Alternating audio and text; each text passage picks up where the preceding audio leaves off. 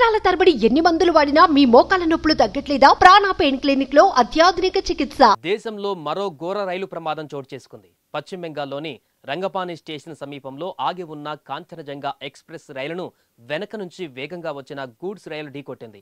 దీంతో కాంచనజంగా ఎక్స్ప్రెస్ రైలు వెనక 3 బోగీలు తీవ్రంగా దెబ్బతిన్నాయి. గూడ్స్ రైలు బోగీలు పూర్తిగా గాల్లోకి లేచి పక్కకు ఒరిగాయి. ఈ ప్రమాదంలో 4 ప్రయాణికులు మృతి చెందగా పలువురికి తీవ్ర గాయాలయ్యాయి. మృతుల సంఖ్య ఇంకా పెరిగే అవకాశం ఉంది. ఈ ఘటనతో ప్రజలు ఒక్కసారిగా తీవ్ర భయాందోళనకు గురయ్యారు. మిగతా ప్రయాణికులు భయంతో పరుగులు తీశారు.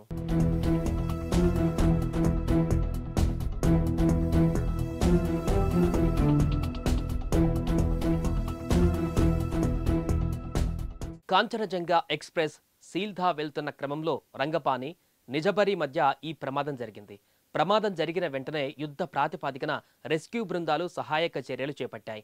పోలీస్, వైద్య బృందాలు ఘటనా స్థలానికి చేరుకున్నాయి. క్షతగాత్రులను ఆసుపత్రికి తరలించడంతో పాటు దెబ్బతిన్న రైలు భోగిలను క్రేన్ల సాయంతో తొలగిస్తున్నారు.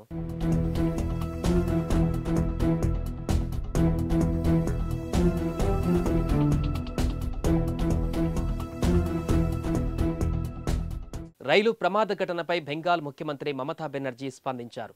కాంచనజంగా ఎక్స్ప్రెస్ ను గూడ్స్ రైలు ఢీకొట్టినట్లు చెప్పారు. ఈ ఘటన షాక్కు గురిచేసిందన్నారు. వైద్యులు, అంబులెన్సులు, విపత్తు బృందాలు వెంటనే ఘటనా స్థలానికి చేరుకొని యుద్ధ ప్రాతిపదికన సహాయక చర్యలు ప్రారంభించినట్లుగా ఎక్స్ వేదికగా తెలిపారు.